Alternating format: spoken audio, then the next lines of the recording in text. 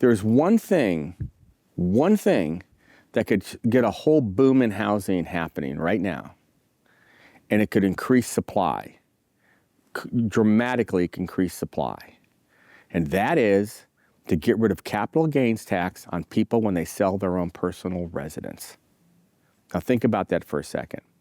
There's one thing that the president and Congress can do and the legislators can do that would bring a supply of housing on, a large supply of housing. So remember, we have all these people with these low interest rates and they don't want to sell their houses. There's also because they would lose the loan. Because they would lose the loan and they wouldn't have that lower of interest rate of a loan.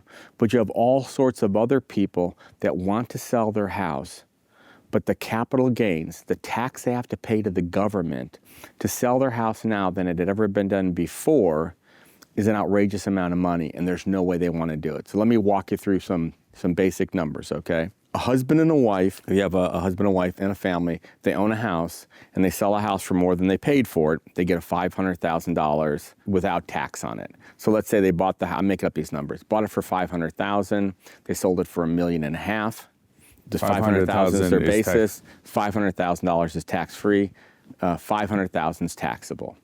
That taxable with the capital gains tax is going to be, well, in California, it's going to be like 33% or whatever the number is. So it would be $150,000. Sell your house, you have to pay $150,000 in taxes, and you're just trying to buy down to a smaller house, and you just took $150,000 off the table. Because if you want to downsize, let's say you want to go get an apartment, live in more. It just cost you $150,000. So people are like, why would I do that? That doesn't make any sense. Yet you've got a lot of people with a bunch of equity. Now, for people in the country that they think $1 million or $500,000 is a ridiculous amount, all you're doing is giving taxes to rich people. On coastal cities, on both coasts, $1 million for a house is not an outrageous number, but it's what it takes to live in the house. Maybe you bought it for $250,000, now they go for $1 million. That's just what it is, and you need to live in a house. So if you made this capital gains, no capital gains, for your own personal residence only, not anything else, yeah, would the benefit go to people on the coasts? Absolutely it would, more so than the middle of the country where $500,000 is already taken care of, that you don't have to pay tax on the first $500,000 is a no big deal. On the coast, it makes all the difference. The amount of houses that would come on the market would be a boom, especially if you said it's only good for 24 months. So then it will unlock a bunch of people. It totally would unlock a bunch of people. It would get people into the house they need to do. It would get people to get their capital out. The people that get their capital out are going to spend it on another house, or maybe not, or a smaller house. All the money people spend when they buy a house, new carpet, drapes, furniture, washers and dryers, all that kind of stuff gets the economy going phenomenally. It's non-inflationary. It's non-inflationary. Now, when a bunch of those houses come on the market, are the prices going to go up or are they going to go down? They're going to go down. So how do you help put downward pressure? How much they're going to go down, I don't know. But how do you put downward pressure on it? Instead of having one house in the neighborhood on the market, you have 10.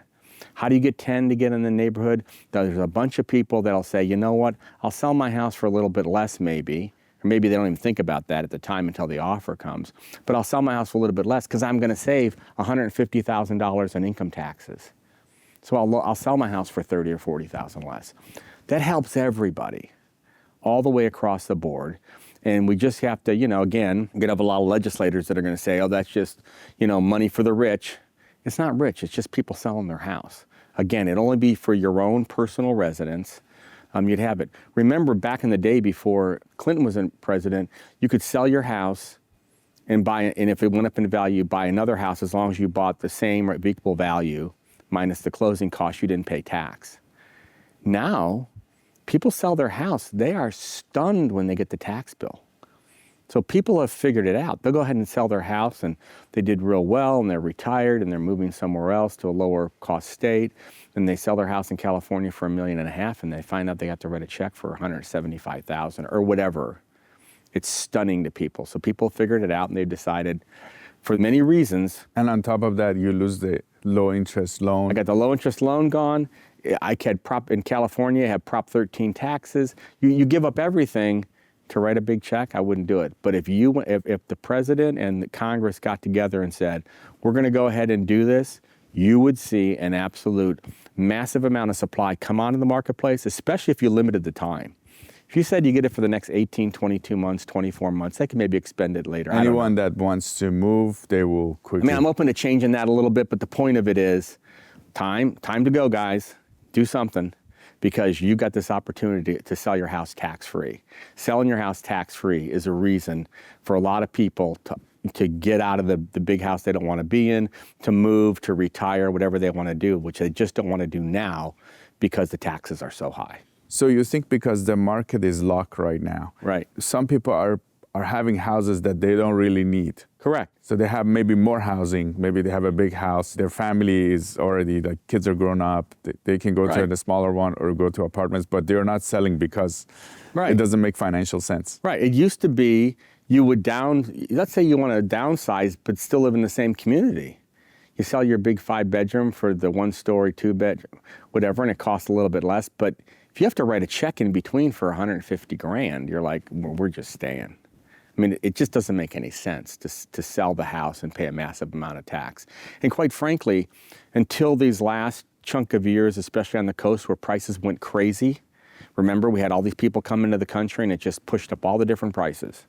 And we discussed it before, the housing ladder. I know that people who come in don't make a lot of money, don't move into expensive houses, but it all moves up. It always moves up. It causes the other ones to. There's a ladder. You want a bigger supply of houses, or houses available, will bring prices down. Dropping the capital gains tax on people's personal residence would do that. And remember, we've never in this country looked at people's own home as a way for the government to make money.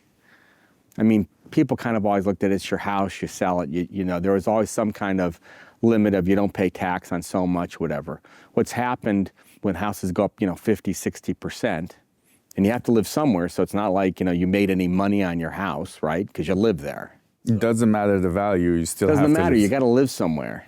When everybody tells me I bought my house and I've made so much money, I go, you really didn't make any money. You've locked in your cost of housing, but you have to live somewhere. If you buy your second house as an investment, yeah, now you can start telling me how you made some money. But the house you have to live in, you have to live in. In other parts of the country, normal, everyday people can put 3% down, get an FHA loan. They live a normal life.